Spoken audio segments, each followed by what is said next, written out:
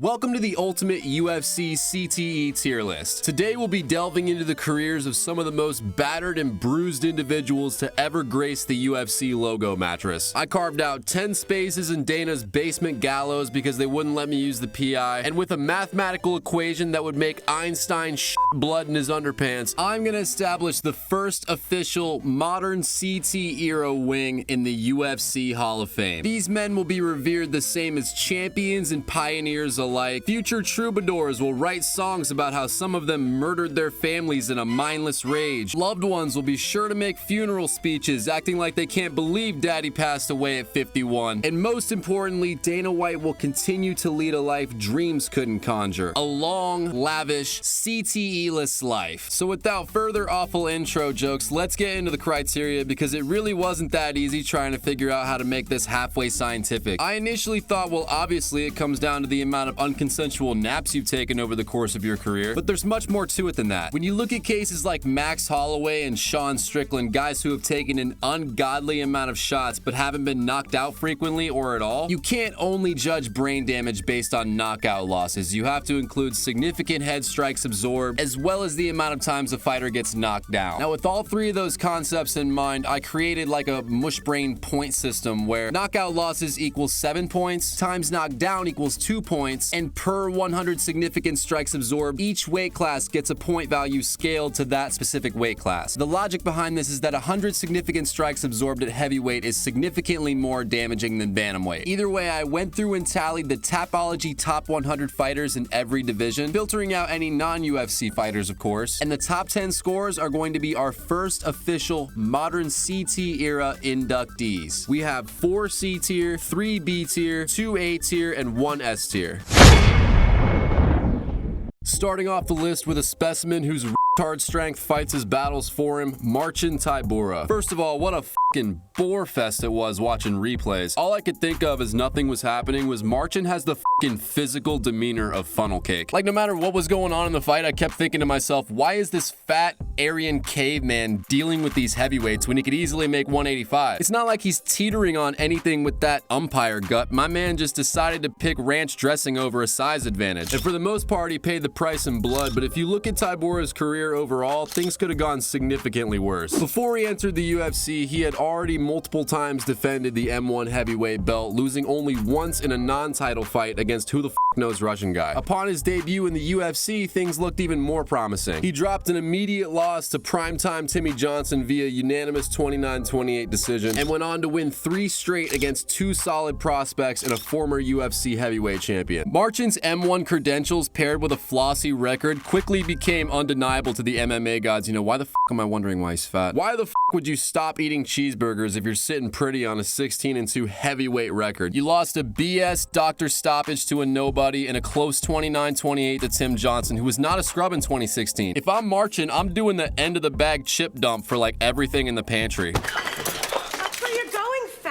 Now, of course, that's exactly what Marcin did when Dana gave him his first main event spot against Fabricio Verdum. It was a classic setup for a title shot or a title eliminator. Fabricio was a 40-year-old former champ with little to nothing left in the tank. Marcin was a 31-year-old Polish savage at 16-2, looking like he's fighting to stop the Fourth Reich. Unfortunately, it turned out that Fabricio had one more championship-level performance in him before PFL stardom, and he outclassed Marcin 50-45. I rewatched the fight 4 times because I find it unbelievable that Verdum really had it like that at 40. I tried to find one little moment of positivity in Marcin's plight, but Fabricio Verdum, bro, that fucker dominated every second of that fight, and I can't help but think Marcin's exponential downturn relates directly to his performance against Fabricio. Because within a year and a half, Marcin's 16-2 record became a stiff 17-6, receiving 3 of his 4 knockout losses and permanently losing the hype that once surrounded him. Marcin still trails on to this day with a record of 25-8,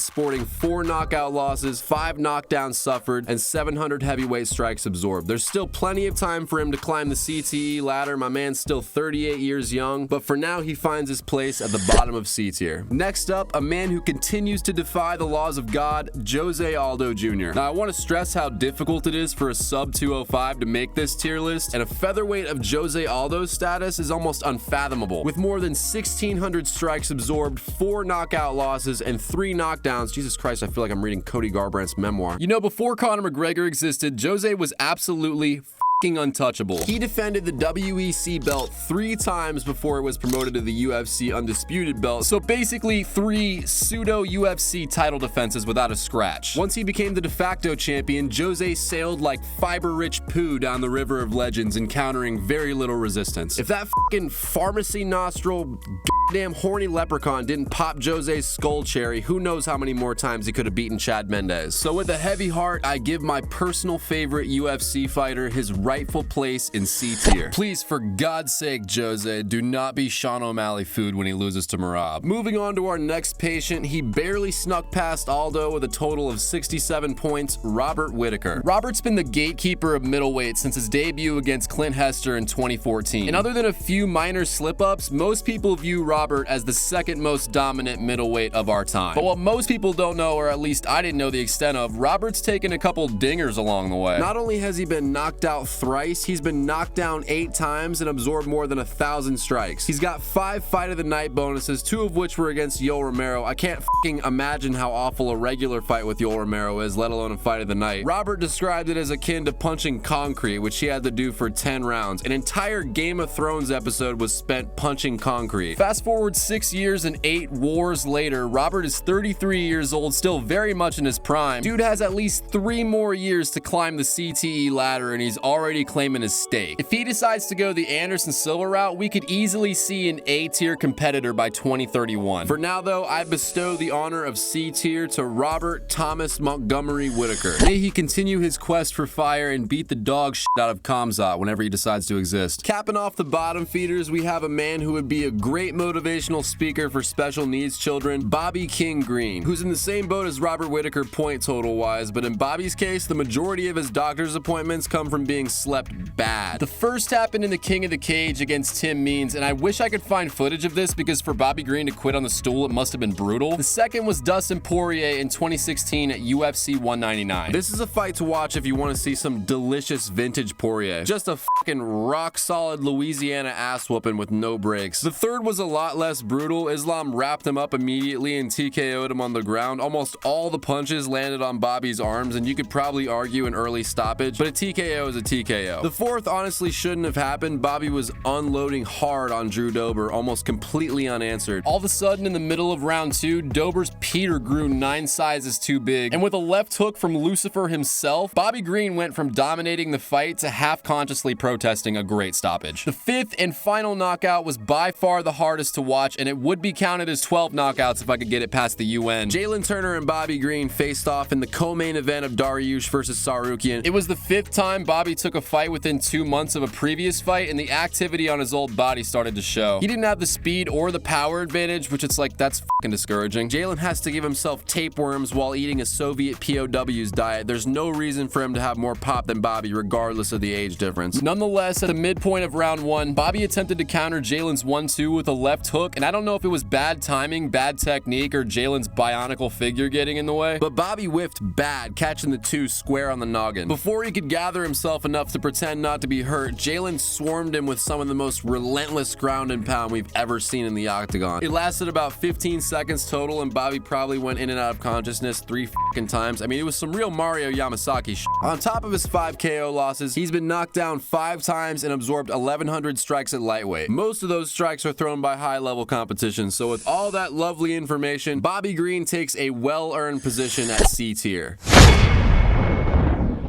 Alright guys, now we're going to get into the next level of future public safety concerns, starting with Derek Lewis. Now in this case, there's a very intelligent balance of head traumas. Obviously, Derek's chin has been massacred numerous times, but for the most part, that trend started after his title fight with DC. When he was coming up, his kill or be killed strategy was extremely effective in managing damage accumulation. Just look at this little continent I sliced out of Derek's record. If you looked at this record from the perspective of an up-and-coming prospect challenging for the title, like if this was some goofy Kofi Russian's UFC record, you'd be like, well, that guy's probably not going to spend the latter half of his career dying pathetically. And for a hot second, it looked like he was going to make a comeback. I remember pre and post in my trousers when Derek cadavered Curtis Blades, fucking plus 300 underdog. That was a monumental moment because unlike the lighter divisions, 36 years old is still a teetering age. Derek had at least 2 years before he reached the Bellator zone, and his record was still very respectable. I mean, there was no technique or dominance when he beat Curtis. It looked more like an accidental victory than anything, but it showed that Derek's pregnancy-stopping power remained, especially against a young savage. Only then did the vicious downfall begin. I really don't want to get into it because I'd just be repeating the sentence, Derek got fucking destroyed in 7 different ways. So instead, I'm gonna tuck the Black Beast into B tier with a lullaby and a Bernstein Bears number. Next up, the Brazilian who took 1,000 horrific matchups and met expected results, Edson Jr. Barbosa. Edson began his career in a couple kickboxing leagues that may or may not exist. I'm thinking it's one of those joints where the loser becomes jungle food. But according to Wikipedia, Barbosa survived to retire 25-3, suffering a singular knockout loss allegedly. He went on to seamlessly transition to MMA, raking in 6 consecutive finishes before Dana sunk in his Dracula teeth. Very much like a young Alex Pereira situation. You can imagine what would have happened if a deadly kickboxer like Alex joined the UFC at 24 without getting teleported to a title shot. It would probably look something like Barbosa's career. In fact, I just looked it up and their UFC runs are almost 100% identical, which is insane given Pereira's age. Anyway, the roses and road whores dried up before Edson was able to get the recognition he deserved. We're talking 7-1 in the UFC with 4 finishes, and all he got was some Rio de Janeiro time filler slots and a slap on the If only the lightweight champion at that time was a dog toucher who Edson beat in a different sport, maybe somebody would have given a shit. Instead, he was forced to spend his best years scavenging no man's land for bonuses while all of his friends fought for the title, converting that nice shiny 7-1 record to 18-11 by the end of the carnage. Pair that with a 25-3 kickboxing record fighting dudes with machetes in their gloves, and you have the B tier runner-up, Edson Barbosa. Next up, we have another legend that stayed in the oven a little bit too long. He is ruthless Robbie Lawler. This retarded Edward G. Robinson with a sore throat sounding son of a bitch's story has a little bit of a twist because I'm also a retard who didn't make clear enough rules. Basically, Robbie has a bunch of fights in his early days that weren't technically in the UFC, but they technically kind of were, because the UFC ultimately absorbed those promotions and their fighters like a giant damn Hoover. Robbie was taking on names like Jake Shields, Jacare Souza, Tim Kennedy. All those fights should be considered legit UFC fights. And because of that, I'm gonna throw stats from those fights into the CTE bin. It doesn't make that much of a difference as far as his placement in the rankings. I just wanted you to know that I'm not making up stats. Besides all that, Robbie's giant default custom character head gives him the complete opposite outcomes that you'd see with Derek Lewis. He's absorbed almost 2,000 strikes in the UFC, yet miraculously only suffered 3 knockout losses and 2 knockdowns. That is an insane level of face defense to maintain throughout a 46-fight career, 6 fight of the night bonuses, 3 of which were title defenses. They just don't make men like this anymore. Nowadays, the champion stays fighting like he's allergic to the challenger. Robbie gave up a fucking quarter of his mouth and 2 other 5-round wars before he lost the title. Can you imagine how difficult eating must have been after Lawler McDonald 2? I picture having to drink sushi because you can't go to that new Korean restaurant because your lip is a fucking shark attack. That is real BMF status, which is why Robbie Lawler deserves his place at the top of B tier. Alright boys, A tier is here and it's about to get a lot more intense. Because up until this point, we've seen a pretty tight race between CTE competitors, no more than 4 points between them throughout the list. A tier, however, is a completely different animal. These guys look at concussions the way fat kids look at Ritz crackers, and frankly, the stats themselves make you wonder how they could possibly be having meaningful conversations with their children. Like the son comes in, right, tries to ask dad about girls or some shit, and dad's just sitting there drooling on his old tap-out shirt because he forgot what he is. That's gonna be these two stooges in a couple years. So let's begin the final chapter with our last double-digit contender, Ovin St. Preux. You know, you gotta respect this guy's family for giving him an opportunity to be on this tier list. His parents immigrated from Haiti before he was born, so at no point in his life did he have to eat dirt cookies on half a tectonic plate. Instead, Ovins grew up in the great state of Florida, where he developed himself into a killing machine one sport at a time. After an extremely successful high school wrestling career, followed by a below-average college football run, he knew there was zero chance of making the NFL, but he also knew knew that all those delicious college town supplements would go to waste if he didn't do something athletically, so O. Vince joined a local martial arts academy for the purposes of keeping himself jacked while he made a game plan, and as these stories go, he met his Frankenstein doctor almost instantly. Eric Turner recognized the massive physique combined with not having to teach him basic wrestling, which I assume is the MMA coach equivalent of happening upon buried pirate diamonds with a metal detector. It took Eric less than 3 years to completely transition O. Vince from football to the cage, and on November 16th, 2007, they officially began their CTE journey, taking literally any fight they could get their hands on from Knoxville to Dallas. There was no strategy whatsoever. Coach Turner had O. Vince fighting like it was the fucking NFL season. And at first, the man looked like an evil genius as O. Vince blew through the amateur leagues. But once they hit the pros, the overactivity proved to be an inconsistent strategy at best. Between 2008 and 2010, O. Vince fought 7 times and only managed 3 W's while suffering his first knockout loss to boot. Now, Coach with the mindset of attaining the belt would likely do 2 things. 1, slow down the activity, and 2, take some fights that aren't Brock Lesnar-sized light heavyweights. I mean, O. Vince is a physical specimen for sure, but beating up homeless people in the amateurs does not equate to UFC level competition. It's completely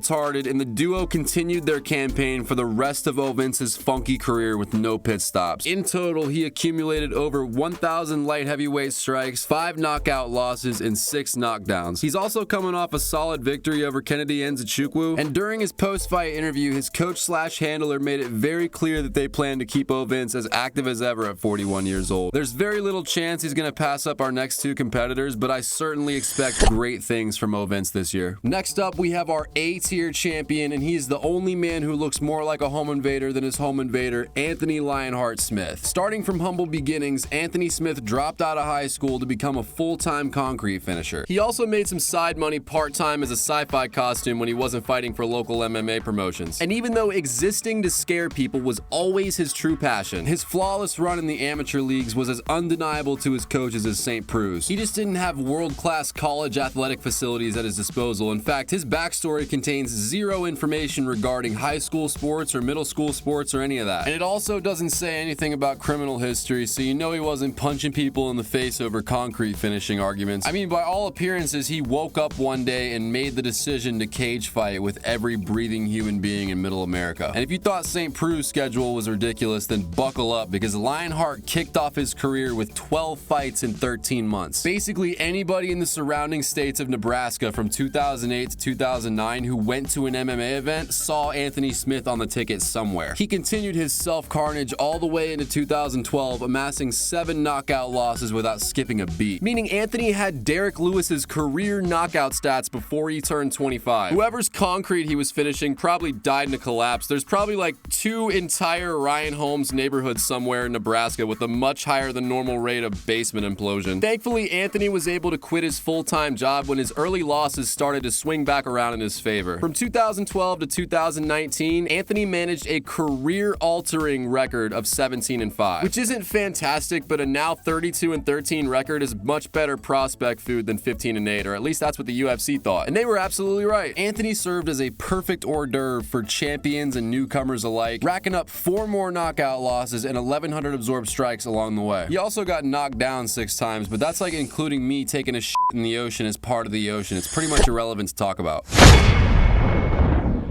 Finally, we come to our ultimate CTE tier list champion. He is the 11th athlete in history to win the undisputed heavyweight title and gives a whole new interpretation of first man in, last man out. Ladies and gentlemen, Andrei the Pitbull Arlovsky. Born and raised in the Soviet Union, Andrei received his first hypothalamus tickles from his fellow classmates. According to him, the bullying in his town got so bad that by 14 years old, he couldn't take it anymore. And that's old school Soviet Union bullying. Ain't no fucking nerd getting his curls dunked in the toilet. Those kids were using tricks their daddies used to use on the Italians. So with the fear of God guiding him, Andrei began crafting himself into the kind of person that vodka-drunk middle schoolers feared. Initially, it started with some weightlifting because that's what every kid thinks they gotta do to be tough, but his interest quickly expanded to combat sports like judo, kickboxing, and sambo, where he turned out to be a goddamn prodigy. It didn't take him more than 4 years to win the European Youth Sambo Championship and the World Youth Sambo Championship. On top of that, Andrei became the first ever Sambo Master Master of Sports and International Master of Sports. Dude needed a Brinks truck to carry his accolades, but his Viktor Reznov descendant bloodlust was far from satisfied. It was also probably hard to afford all the polar bear meat and vodka protein shakes with the 7 rubles a month Sambo paid him. Whatever the reason, Andre made his M1 championship debut at the ripe age of 20. And back then, there were hardly any professional promotions, let alone amateur leagues, so Andre had no choice but to dive in dickhead first against potentially 2 professional opponents per night. It was an extremely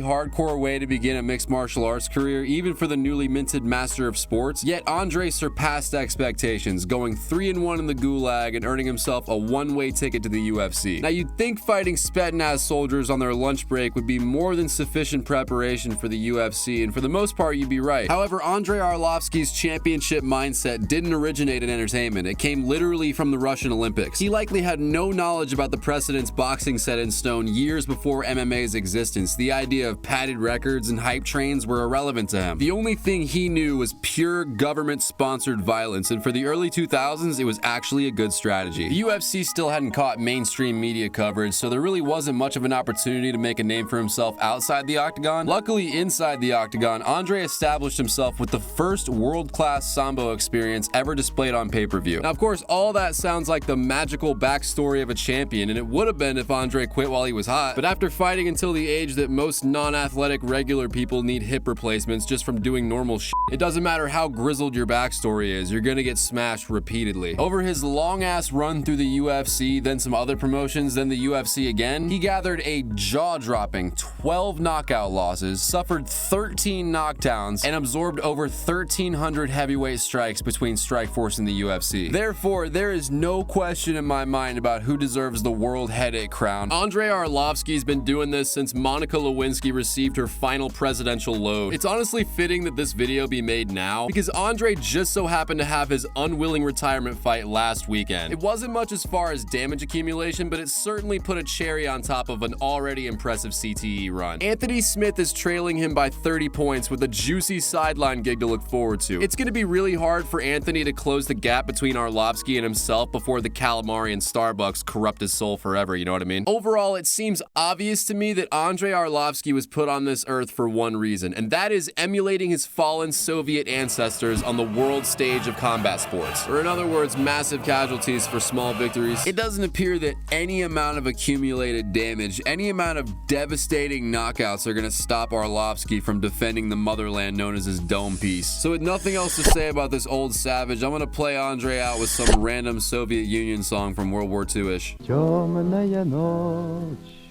только пули свистят по степи.